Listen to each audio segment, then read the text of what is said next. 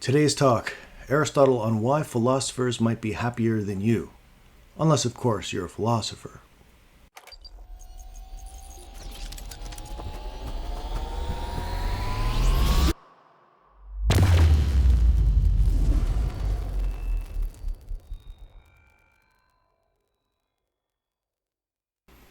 I have a bit of a cold. It's interesting when you get a cold. This is the first cold I've had in a year and a half, and it's still the age of COVID. So it's interesting because you don't know if it actually is a cold. So, of course, your family has to get tested, and you have to wait days for the test results to come back.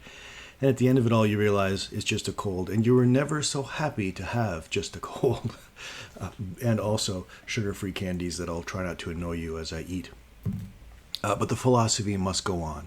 And today we're going to be discussing happiness, how to make the world a better place. So this is an important conversation to have. Aristotle, ancient Greek philosopher, following very closely on the heels of Socrates and Plato, he believes that we need to figure out what human happiness is. And to figure out what human happiness is, we need to do science. Okay, that sounds a little difficult, but we need to do science. But it's not just science as you would understand it today. It's a philosophical science. Philosophers were the first scientists, the natural scientists, They were called natural philosophers for a very long time. But to be a philosopher in this sense, we need to learn how to contemplate, to garner or to encourage the best parts of ourselves, to flourish, to find human excellence. So the bar is getting higher. So to be happy, we have to figure out human excellence. Part of figuring out human excellence is figuring out what good character is. He's going to use the word virtue, but we're going to talk about good character. So we want a better world. We need to figure out what happiness is so that we can flourish, whatever that means, virtue, whatever that means.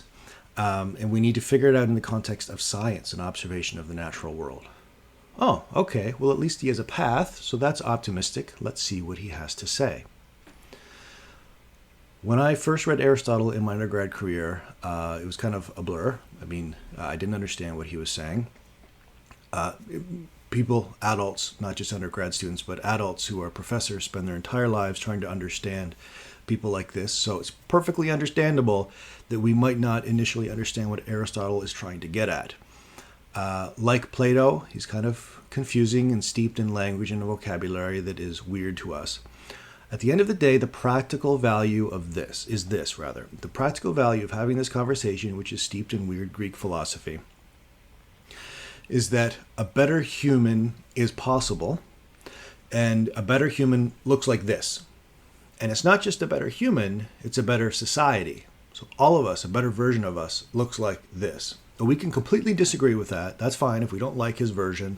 And there are parts of it that we're not going to like. His views about women, his views about slaves, his views about people who are not super rational. We're not going to like some of those views, but he's still trying to give us a picture of a better world. His belief then is that there are clear advantages to living this way over that way. And just having that conversation is of enormous value, because at least then we can engage and begin to think for ourselves, what would a better world look like? His is be awesome. His is be awesome. That's the goal, to be awesome. What does awesome look like? It looks like somebody who is educated well, is thoughtful, is happy in a way that might look confusing to us initially. Let me rephrase this. Do you know of people that in your life, and maybe in the media, that you can look at and go, there's an awesome person? And they're not awesome because they're rich or famous. They may be all those things too, but they're awesome because they just have an awesome character. I remember hearing about Angelina Jolie working with Cambodian children, a lot of money going through her hands that she didn't need to give, obviously, but she cares for these people. And my view of her was elevated. Actress, Hollywood, whatever. But here's somebody who's using their money for good. Brad Pitt, too, saw him doing a number of different things, rebuilding homes after Hurricane Katrina. My value of him went up. Well, in your life, I'm sure you know the celebrities and you know all the famous people and the rich people, the Bill Gateses of the world. But it's more than just giving money. It's people who are genuinely, this is a big word, magnanimous, the magnanimous person. Are there many of them in the public eye? I'm sure there are many of them out there. But how many of them are in the public eye? Our focus as a culture on the things that we pay attention to tells us a lot about us, right? What we look at, what we're consumed with, tells us about what we're interested in, tells us about our values. And Aristotle is going to say that a lot of the focus we have today, now obviously he's no longer living, but if he was, he would say the focus that we have on a lot of the people, celebrities today, doesn't create happiness. It creates unhappiness, because the people that we think are happy because they're rich, or we think they're happy because they're famous, they're not. They may be experiencing physical pleasures to some degree, but overall, their life of flourishing, becoming a magnanimous person, an amazing, awesome person, they're not there. And so, if we want to have a culture of celebrities, celebrity worship, we invite disaster. We invite disharmony. It's kind of a weird word, I know. So we need to rethink. What does it really mean to be happy? What are the kinds of people that we want to look at, to adore, and to be? This is all Aristotle now. A couple of quick points before we move on. He is going to say that the better life is the altruistic life. The altruistic life. Thinking of others. Obviously, I need to take care of myself. I need to clothe me, house me. I need to take care of me. And if I don't, and if I get run down, if I don't eat or something, then I can't take care of others. But the primary focus in life for him is an us, is not me. So the isocentrism, or the self-focus, or the radical individualism of our culture right now is going to be a problem for Aristotle. He's very much a non-individualistic philosopher, that the good, whatever the good life is of flourishing, is not about me, as if I was living on a desert island. He's going to say that happiness becomes possible because we are social creatures, social organisms living in an ecosystem of other people and things. But that this happiness, whatever this happiness is, needs to be radically rethought. A few quick questions for you. What is happiness? Now, what does it mean to be happy? I'm happy when I drink Sprite. I'm happy when I have sugar-free candies. I'm happy when I drink coffee. Okay. But if I measure my life in terms of physical pleasure or hedonism, for Aristotle, this will be a problem. What is the good life? Well, we've been asking this with our previous thinkers. That's a big one. What is success? Success, to be successful. So all of these are going to return to in time.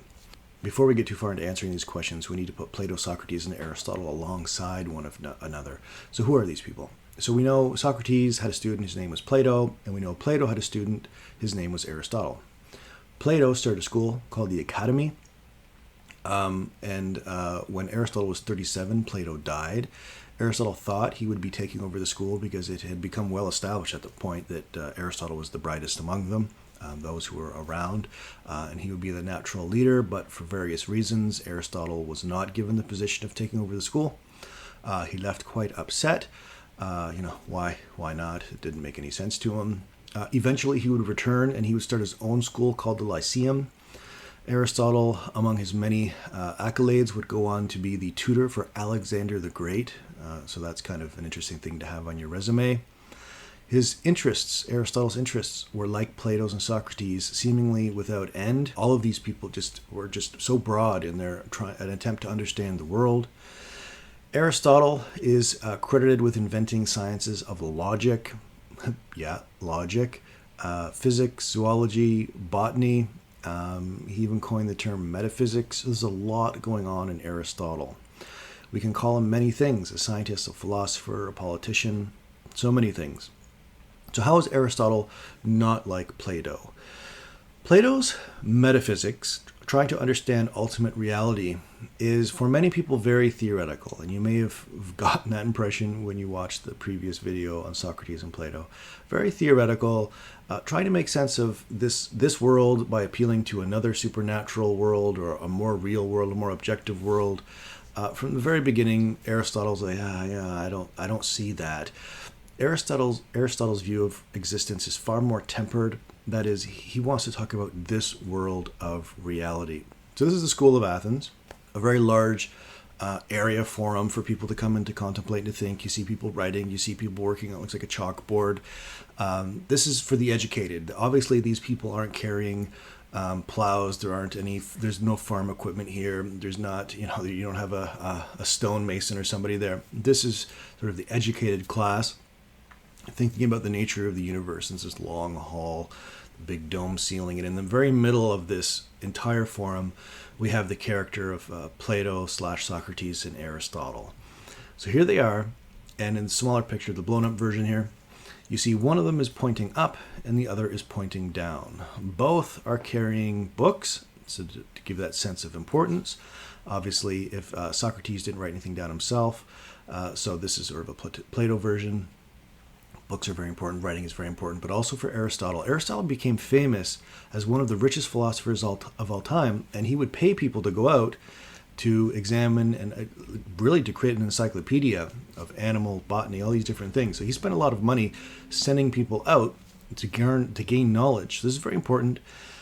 The person pointing up is telling us something about understanding. To understand, this is Plato obviously, we need to appeal to higher forms. And then there's Aristotle, the younger one, pointing with his hand out, saying, no, to understand, we need to understand this world around us. The two philosophies couldn't be any more different in that respect. That ultimate understanding is grounded in what? They're both metaphysical, but Aristotle is far more physical, far more based in reality. Now, he's going to also agree that there are forms, that there are these sort of things behind all things to make sense of the world around us, but he's not nearly as theoretical as we would assume Plato to be, or see Plato to be. While these two thinkers are very different in their understanding of the universe, the grounding of an understanding of the universe, they both still agree that the universe is rational and structured in a way that we can understand it. But what if it's not? This is a huge bias that other people like Nietzsche will pick up on. What if the universe isn't as rational as we think? There may be physical rules, there may be physical structuring, but underneath that, the quantum mechanics, as an example, seems to reveal a hidden universe that doesn't make sense. So at a superficial level, reason and the belief in structure might work, but in a deeper sense, maybe it doesn't. Well, here, at least with Aristotle, everything is still rational. Everything is, most things rather, are observable, and we can still make sense of human happiness with a science of human happiness. So again, you want to save the world? Then we need to start for Aristotle with observation, sense perception. Then we need to start looking at smaller parts of things. We need to pull things apart to understand how they work. Then we need to apply deductive logic. I won't get into deductive logic right now. And all of this is with the goal of understanding a thing's purpose. Purpose. It's weird to imagine science classes today being on or being about purpose. But that's where Aristotle wants to go. We start with a methodology that we would call a natural science, observing the natural world to gain knowledge about it, with the goal of ultimately understanding something's purpose. That doesn't seem very objective. But for him, that's the most objective science that we can do. To understand a purpose is to understand the essence or the core, the real part of what you are, what birds are, what trees are, what the universe is. That's the most true version of us, to understand our purpose. Okay, stick with me for just a second. This is going to get a little wordy. Aristotle's 4 principles or causes. To understand anything, he thinks we can apply these 4 questions that will give us a detailed understanding of you, me, society, how trees work, how fish work, and their meaning, their essence. Okay.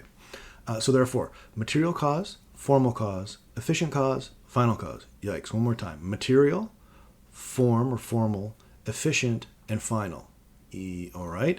What causes a thing to be a thing? What causes you to be you? Well, you're made of matter. So that's the first one, the material cause.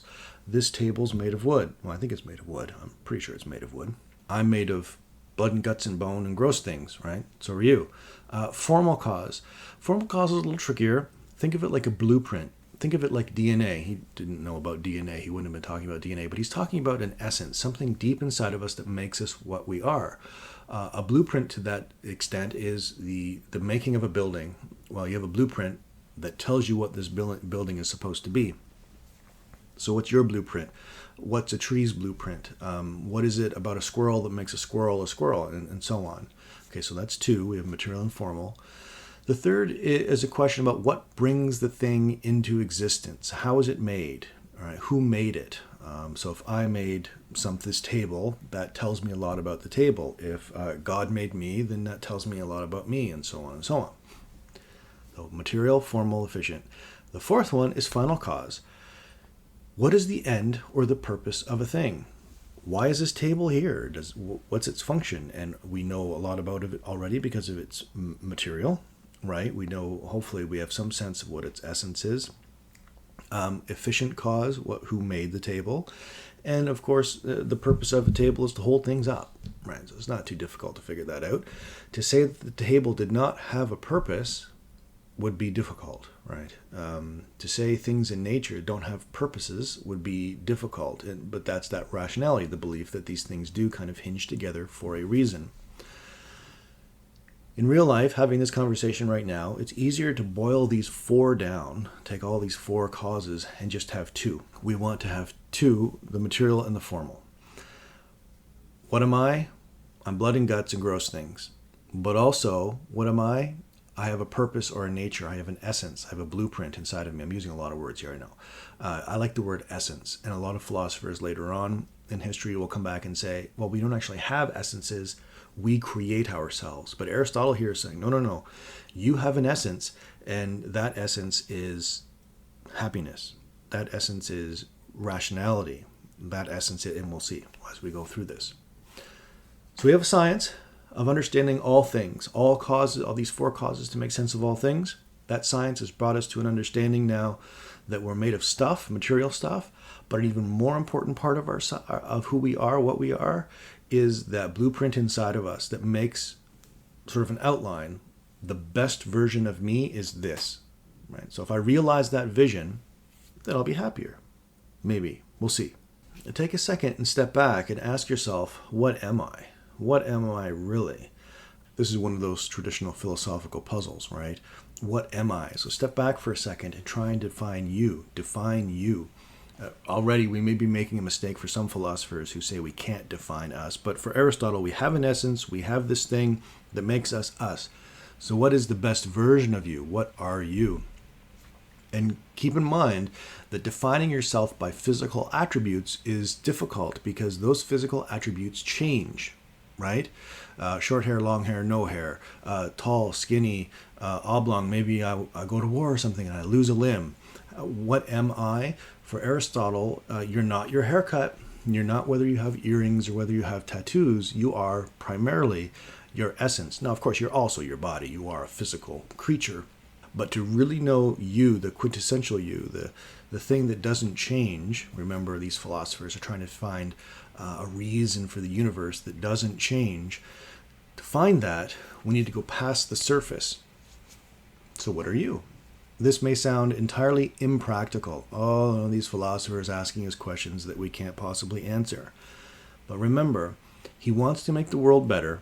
He wants to make us healthier. He wants peace. He wants justice for the ideal city, the perfect world. So these questions are all geared towards doing the same thing. Making sense of the question, what is the human? What is the human? It's hubris, it's audacious, it's pride to say, I can lead a community, I can shape society, and to not ask the question, what does it mean to be human? You can't do it. It doesn't make any sense. You need to know what we are to make everything better.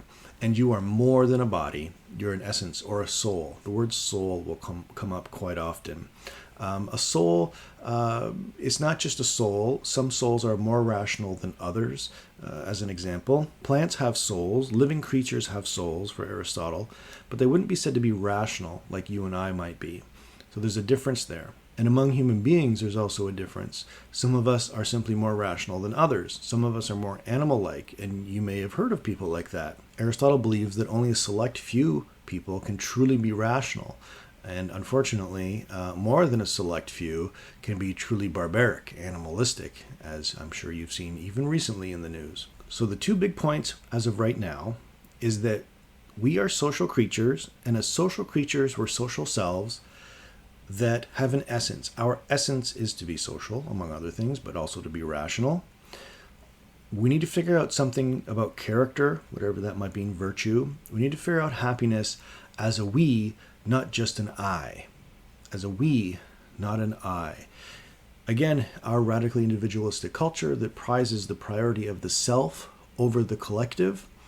Think of all the stories you've heard about COVID in terms of people who are upset about having to wear masks or having mandates where they need to stay inside, and how many of those arguments are focused entirely on I'm being inconvenienced, I don't want to be put out of my way, I don't believe scientific consensus, whatnot.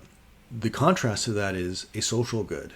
As a collective, what is the best way forward? So there's a clear contrast between the I and the we, and Aristotle saying that from the very beginning, the best version of us is always social, the zoon politikon. You are the political animal. Your nature, however you define your essence, has to be among other people. It has to be among other people. That's just what we are.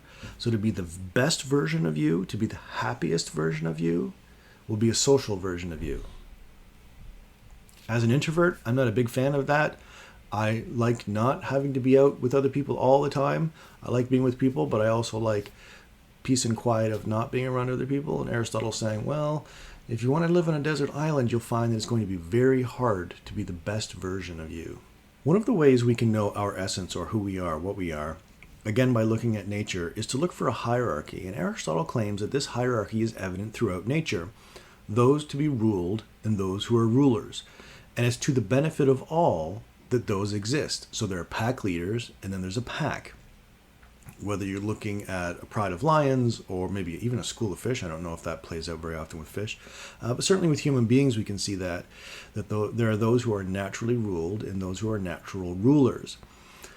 We just need to look. Remember, he's doing a science, and he believes by looking we can see. He's not trying to invent something new. He's trying to reveal what already exists in nature. Now, that's a little difficult when it comes to people because we create oddities. But again, he's trying to look at nature itself outside of people to understand how this works. And one of his conclusions that people don't like is that women are to be ruled. Slaves are to be ruled. Children are to be ruled. Now, women deserve respect and honor.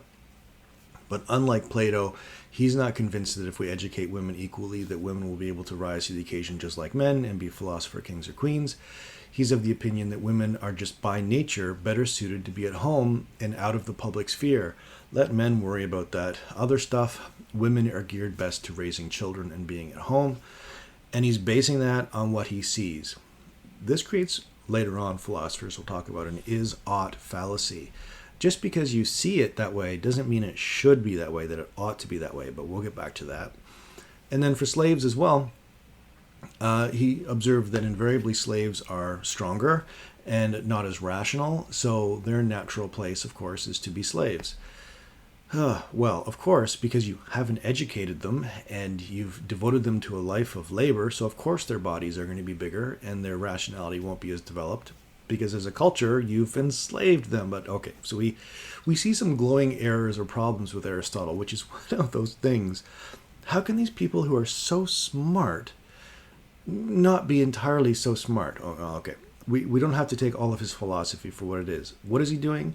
He's observing and trying to extrapolate principles for how we can do life better, to be awesome. Those last two pieces about women enslaved and children needing to be ruled, maybe not so awesome. The best political system for Aristotle, the one based on our observations of nature, has this thing or this mechanism inside of it. This kind of, it's not a rule, but it's a guide for living called the golden mean, or the mean between extremes. So we're going to talk about that. Overall, he's going to say that the best kind of people to run the world are people who come from the middle class. So not the rich, not the poor. Hopefully these people will have moderate or not middle class thinking, but moderate thinking. It's a golden rule thing we're going to talk about in a second, in which they make decisions that are neither too aggressive nor too weak. They're sort of a Goldilocks paradigm. The Goldilocks paradigm, you may know about this. Goldilocks stumbles into a situation where some bears have made some porridge or something to that effect, which already makes no sense, but we'll go with it. And the bears are no longer there, and she eats one, it's too hot, she eats another, it's too cold, and then she finds one that's just right, and then the bears come back and eat her. Oh wait, no, I don't think that actually the last part happened. It's, you find a thing that's just right. That's the middle class that he's going for, the moderate mindset that he's going for. Neither too emotional, nor just a robot, neither too selfish, neither too giving, so it's this middle of the road kind of thinking. But that's not what we have, obviously, in the world in which we live. More often than not, we have very wealthy people in charge that make kind of excessive or radical decisions. So he wouldn't be too happy about that. Instead, what we need to do is get people into this golden mean. So what is this golden mean, or the mean between extremes? This is a famous thing, a famous contribution from Aristotle. So you may have heard of something like this before. First, a government that rules by a golden mean, or a mean between extremes, will have an eye towards the common good. They will be mindful of the common good, not just their party's own good. And we've seen this time and time again, where somebody gets into power and they will do anything to maintain their own power. We saw this with Trump and the Republican Party, that do not represent the majority of Americans, and yet they push the big lie regarding whether or not they won the election. Of course, the election was stolen from them. This is an ideology that is not in the interests of culture, it's in the interests of that party. That's not what Aristotle is saying is a positive thing. It's the opposite of a positive thing.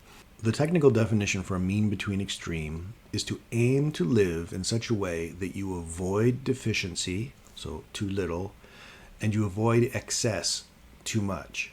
So the government will rule for an eye towards the common good for everyone that is neither too little nor too much. That doesn't tell us a whole lot. In fact, it's kind of annoying in a way. But here's the deal. Aristotle can't tell you how to live every moment of your life, but he can give you this guidepost to say, in your best judgment, what is the wisest course of action that avoids deficiency or excess? Here's an example. You want to be courageous. There's a house on fire. You want to be courageous. You don't want to be too confident and therefore rash. So someone who's too confident, rash, they see a fire, they'll just run and they'll jump through a window and they'll save anybody who's there. That's courage, but that's too rash. It's too confident.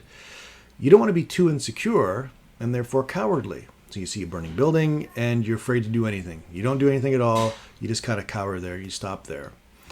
The person in the middle, the mean between extreme, will see a building. They'll want to be courageous, but they'll take a second. They'll look around for a source of water, maybe a blanket, douse water on the blanket, wrap it around themselves, and then they'll go in to try and save somebody. So they're neither too rash, acting without thinking, nor are they too afraid to act at all. They find that middle ground. That's just one example of courage. You could apply this to your life in terms of health care decisions, eating too much, eating too little, exercising too much, exercising too little, too much sleep. You get the idea. Modesty is another one. We could do a whole list here, but modesty is one. Neither too shameless, so too little shame, nor too easily embarrassed, too much shame. Right? You want to find that middle ground in life. He's not giving you specifics. He's giving you a guideline or a guidepost on how to live. And the point of the guidepost is to help you lead a life of happiness. So what is happiness? This is one of the larger parts of Aristotle that I personally find very helpful. Happiness is a life lived by a certain kind of person who is trained, nurtured, educated into a specific way of being. Happiness doesn't happen by accident. Happiness requires that we develop certain habits, a mean between extremes as an example, where we make a conscious decision to do this rather than that. If we just live our lives, just doing what we want as instinct determines, we're kind of further down on that human scale, closer to animals than we are up higher on the rational version of humans. So whatever happiness is, it has this habit building in which we develop good character. Good character as essential to happiness. What is character? He's going to use the word virtue. Virtue is it's a confusing term for many people. It's confusing for me. Virtues, the technical way of thinking about this, virtues are the qualities of the thing that we regard as a good example of something. Okay, so again, not super clear, but virtues are examples of things we consider to be good. The one I just gave, courage, right? The right kind of courage is a mean between extreme. The person who got a blanket, put water on it, and then went to save people, hopefully they were successful. In our story, we'll just make them successful. That was a virtue. If the person had jumped through the window to be courageous and died because they didn't take precaution or didn't go in it at all, we wouldn't call either of those extremes a virtue. So I'm dancing around the same kind of thing here. Health and happiness are encouraged by thinking through making decisions, often just kind of creating habits, right? These habits sound like we're just kind of automatons, like we're not thinking it through, but we all start with habits. Ultimately, we don't want to just be living based on habits, but we start there, educating ourselves to be good people, to feel a certain way about certain goods, to think a certain way about certain things, to make judgment calls. Okay, that's fine. I think we do that instinctively anyway. He's creating really a common sense virtue ethics, in which your character, your decisions pretty much make your character, obviously. Your character is showing through after you make these decisions about the person you kind of want to be. And virtue becomes a way of living our lives well. Again, not very clear, but it's living our lives well. Health. Okay, so health, happiness, good character, and thinking through, okay, these are all kind of maybe coming together a little bit in our heads. What do we know about happiness so far? We can say that happiness, real happiness for Aristotle, belongs to people making good choices. Not just people who randomly run through life and they feel physical pleasure, but people who are making very concrete decisions in life that are wise, the mean between extremes. They're getting closer to happiness, all right? And they're getting closer to happiness because they understand the world. They understand the difference between excess and, they figured it out. They mean between extreme. This will yield emotional, intellectual harmony, whatever that might mean. But living this life, the moderate, middle class, between extremes. Well, what about chickens? Can chickens know happiness? Can chickens make the decision to live a life between extremes? And the answer is going to be no. Unfortunately, they can't. Poor chickens. I've never really talked to a chicken, so I can't speak to this firsthand, but I will extrapolate or make some assumptions that they enjoy eating food, that they enjoy being out in the sun. And so chickens can have habits, and they can do pleasurable things in terms of whatever chickens do. I don't know, maybe they have chicken bowling night and they go bowling. Who knows what they do? But they don't have this higher sense of a life of flourishing as Aristotle would have it, for a number of reasons. The first and the most obvious one being that they can't think beyond their habits, their instincts, their drives. Right? They're stuck doing what they're programmed doing. And to a large degree, I would argue that human beings are kind of stuck doing our programming too. We have instincts and drives and all of these things that determine what we do. But there's something else that is more noble. Noble's a tricky word. There's something else that's more complicated about humans.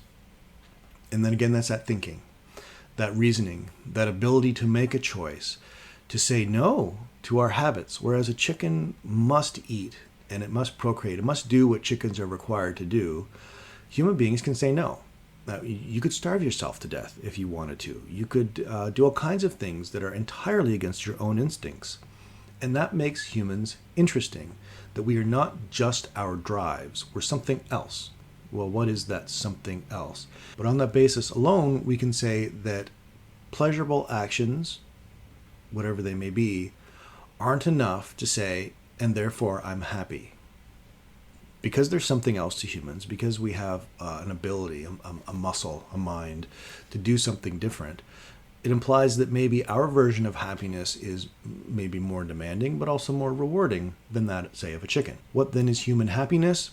Here comes the famous Greek word, eudaimonia. Eudaimonia. For Aristotle, it's more than a feeling. It's flourishing. Happiness as flourishing. That's a fancy term, flourishing, for something that is also not entirely clear, but let's put some descriptors to it. Eudaimonia as flourishing, as this happiness, this larger sense of happiness that he has, is something that we all naturally aim towards. And you can see this with animals. They all naturally aim toward their good, whether it's a tree that's seeking out light, soil. You can see plants moving to get light. They all naturally seek a good, their natural good. And again with us, because we're not chickens and we're not trees, our good will look a little bit differently, but the flourishing, that idea of pursuing the good, is the same for all of us. Here's an interesting distinction for Aristotle. We all naturally aim towards the good. If we just cleared away our prejudices and our biases, we would naturally seek our own good, physical health, mental health, whatnot. But there are so many distractions, and there are so many false educations, propaganda, commercials, just all kinds of weird social stereotypes that lead us astray from health, that it's hard sometimes. Aristotle's going to say that the better person enjoys better things. The better person enjoys better things. When we get to a situation, when we get to the point in life where we're kind of trying to flourish, trying to educate ourselves, we're trying to make wise choices and mean between extremes, we're thinking of other people's, people's plural, and not just ourselves. All of these things they're both they're creating a prophecy, but they're fulfilling the prophecy. They're creating the prophecy in the sense that we want to be good, but in wanting to be good, we're also being good because we're valuing better things. What's better? Better is thinking of other people than just thinking of myself. Right? Sort of this circular moment here. The better person enjoys better things, but it's so judgmental. It puts a lot of people off. He's also going to say that there are better human beings. We've already seen this a little bit. And that puts people off as well. But remember, the key to happiness is realizing that the happiness is more than just pleasure. And it's a journey. Obviously, it's a journey. It's not going to happen automatically. It's something that we have to do. We create happiness by realizing our natural aim, our natural goals. All right, okay. This is purpose. Right? We're happy when we're realizing purpose. Let me just cut to the very end of the chase here. What is ultimate happiness? For Aristotle, that's contemplation. Chickens, unfortunately, cannot contemplate. What is contemplation? Yikes. It's thinking. It's thinking big ideas. This is what is unique about humans, thinking big ideas about beauty, justice, rationality. You will never see chickens sitting around and trying to formulate justice for their pen or for their, well, they're not a flock. What are chickens? I don't know what chickens are as a group. Now I feel bad. Poor chickens. They don't contemplate. They can't. Other creatures can clearly think. You can see them processing. Some can even use basic tools. But the life of contemplation is unique to you and I. Philosophical reflection fulfills the most aspects of happiness because it is continuous, pleasant, self-sufficient, and loved for its own sake. I'll say that again. Contemplation, or philosophical reflection, fulfills the most parts of what it means for us to be happy as humans, not as chickens, as humans, because it is continuous. We can keep doing it, not indefinitely. Our minds would melt, but we can do it when we want to, when we can. It's pleasant. It actually feels good to think. It's self-sufficient. We don't require other people to think for us or to supplement our thinking per se. And it's loved for its own sake. It has value on its own. For Aristotle, the most rational, those who contemplate the most, are the happiest among us. Is that true? What is contemplation? What does it mean for you to think? Not just to respond to other people and the constant stimulus of social media or whatnot, but to actually be in a space where you can reflect, to have a dialogue with yourself about ideas. In our culture, that's more and more difficult to even do. His conversation about better people liking better things is, again, very judgy. I know it's kind of egotistical. I'm a better person, so I like better things. But try and follow along here, especially as it applies to friendship. Thinking about friendship. Friendship is at the corner of society, right? We don't want enemies, we want friends. Well, not all friends are created equal, right? You may have been burned more than a few times by friendships. Consider for Aristotle, there are three needs: equality, goodwill, okay, and self-love. So equality. Can you be friends with bacteria? Caribou? Squirrels. Well, dogs. In a way, you can be friends with dogs, but in a way that's limited by the abilities or the character of the dog. Or the friendship maxes out at a certain level because the dog is only capable of so much. Don't tell my dog that, he'll be upset with me. Likewise, children. If you're an adult, my children, I can be friends with them to some degree, but their capabilities for reason, reflection, contemplation, thinking about politics, ethics, thinking about important things is highly limited. So Aristotle's going to say, to be really friends with somebody, there has to be some measurable degree of equality in terms of character. This character thing, again, is kind of open-ended, but it's sort of a shared virtue. You're going to see the other traits here, goodwill and self-love in a second, that are shared here. But an intellectual equality, language equality. You can actually communicate with one another. Friendships are going to have inequality, and we're not all the same person. But this idea that if there's no equality and you're friends with somebody, then what's really going on there? Because you're unlikely to get happy or to achieve happiness as a friendship unit because of the inequality. There's probably something else going on that's not really healthy. One of his big claims, and we've hit on this already, is that the better person loves better things, but also the better person should be loved more. Oh, wow. Okay. So it's not just that better people, smarter people, more emotionally mature people, more just better people, the awesome people that we were talking about at the beginning. It's not just that awesome people love awesome things. Awesome people don't like terrible things, right? They don't like evil things. They like awesome things. But those awesome people should be loved more than other people. This is so hard for us in the modern context because we believe in equality as shared. Everybody's kind of the same in a way. And Aristotle's saying, well, that's obviously not true, right? Somebody who robs banks or steals candy from children is not the same as like an Angelina Jolie who gives money to children, right? Obviously, they're not the same kind of person. And who should we love more? The guy who's stealing candy or the guy who's giving candy or girl who's giving candy? Well, that's obvious. So it's common sense virtue ethics. It's obvious who we should love more. But in friendships, often because we're getting something from them maybe, or we're afraid that we won't find other friends, we don't hold the same standard. So the question, is this one of the reasons why so many people in society are unhappy? We don't love the people who deserve it. We often cherish and love the people who don't deserve it. Celebrities that may have an awesome song, but their character is lacking. They're not altruistic. They don't give back. They don't care. The second of his requirements is this thing called goodwill. Goodwill. To be a friend means wishing other people good things. It means that I'm not in it for me. I mean, obviously, having friends is good for me, but I'm not in it to get something from them. And when they do well, I celebrate in them having something good. If I'm in it for me, I'll be jealous. I'll be envious. These terms are different, but I'll want something out of it. And Aristotle's saying that is one of those examples of something that pulls society apart. Being envious of what other people have, rather than being happy that they have it, and then trying to get that yourself without those the feelings being in contradiction. I can want what they have and be happy for what they have, right? And still try to achieve it myself. But we don't. Often as a culture, we tear other people down. We think competition in the sense of one to win, others to lose is necessary. And Aristotle's saying, no, we can all win in friendship. It's a win-win. We genuinely wish the other person well.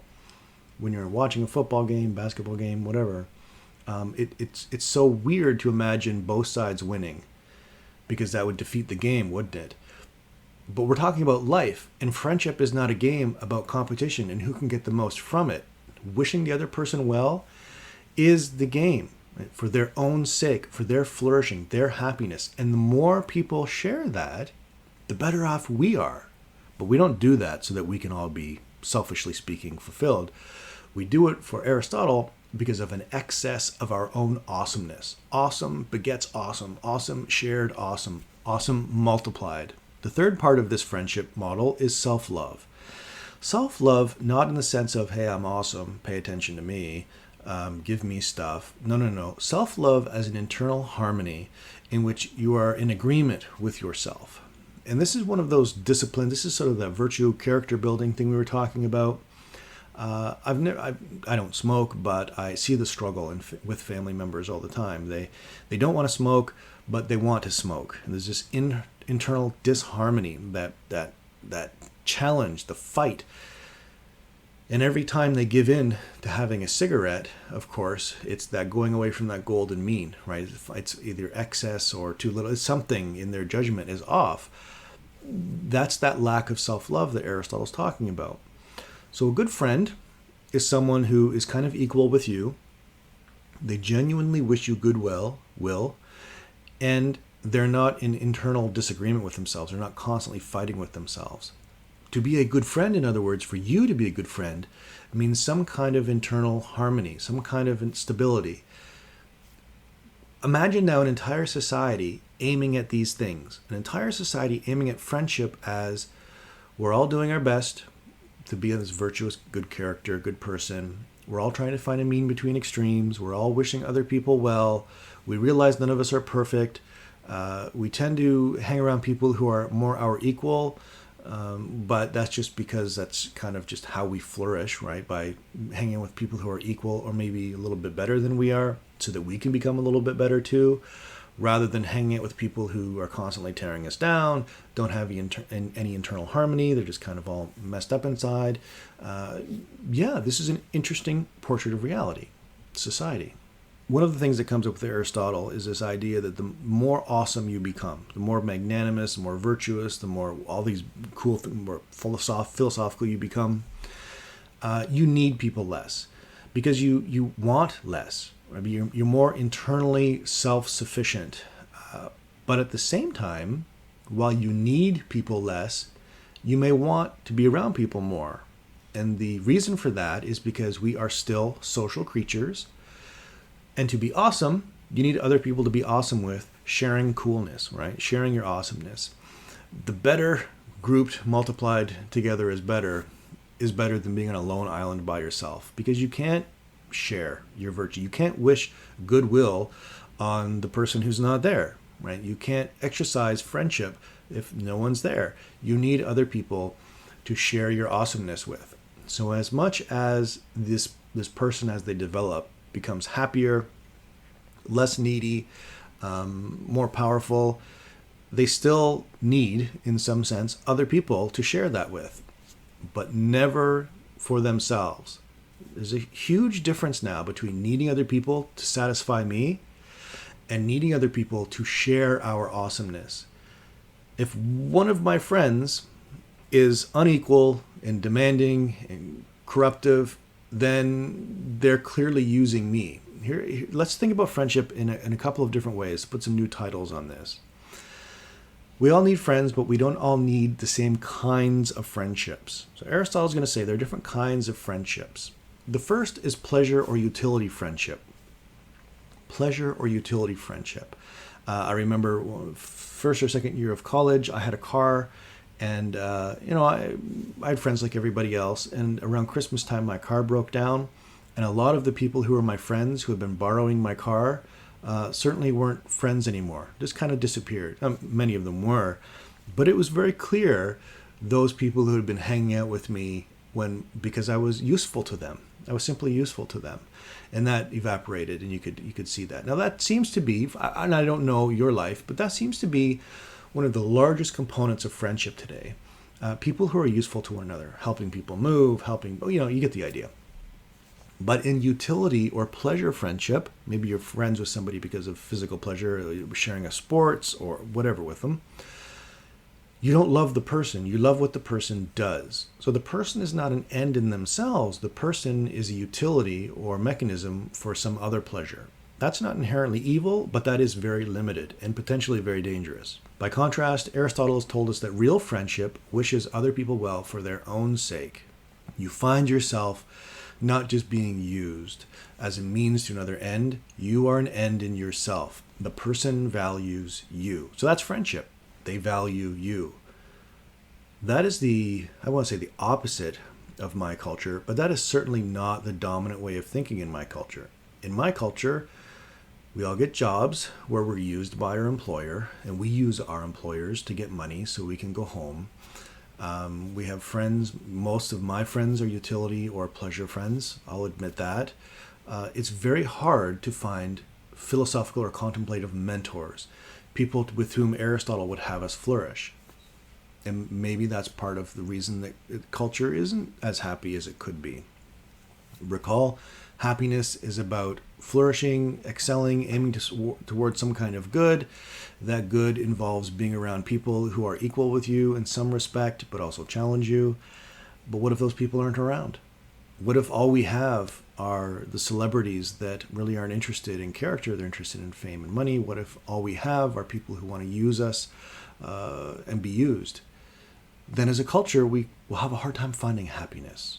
What in the world do we do with all this? Well, if we want a better world, we begin with observation and some kind of science. We look at how the world works, its parts, its pieces. How do we work? How do we function? Not just the I. What we will find is that reason plays a very interesting role for humans. Purpose and happiness have an interesting interconnectedness for humans. Eudaimonia, this flourishing thing. A lot of words here.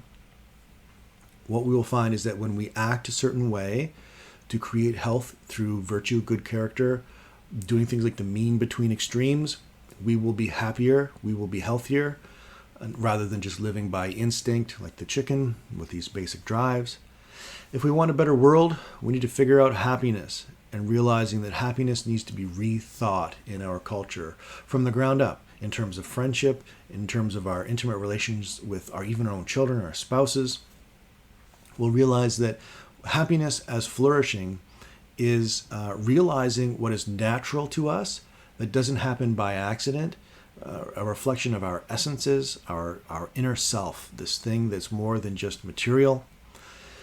Happiness requires that we learn to think or relearn to think for ourselves, to think beautiful ideas, beautiful thoughts, and to do so not as a means of generating income necessarily, or not as a means of impressing others, but enjoying thought for its own sake. I know that may sound very weird. We realize that to be philosophers means to love better things. We become better people by loving better things.